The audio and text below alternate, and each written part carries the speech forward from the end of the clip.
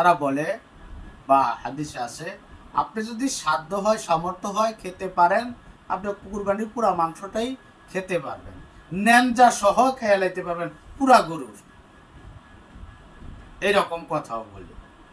তা আমিও তাদের সাথে একমত যে কুরবানির গোশত আপনি একাই যদি কোন মাথা থেকে গরুর লেজ পর্যন্ত খেয়ে লাইতে পারেন তাহলে খাইয়ালান।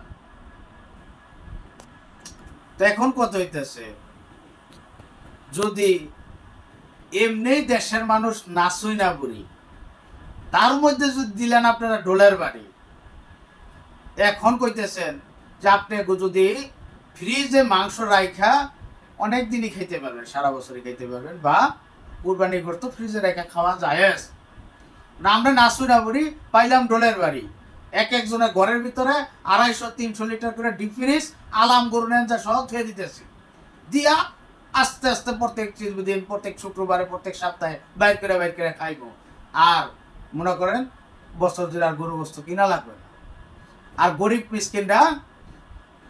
মিসকিনরা দাঁড়া দাঁড়ে ঘুরবো, যাদের 1 কেজি মাংস কেনার ক্ষমতা নাই, গোস্ত কেনার ক্ষমতা নাই, তারা আঙ্গুল চুষবো। এটা ইসলামের আধুনিকায়ন। আপনারা সব কিছুর মধ্যে ইসলামের আধুনিকায়ন আনছেন, তো কুরবানির ক্ষেত্রে ইসলামের আধুনিকায়ন আনেন না কেন?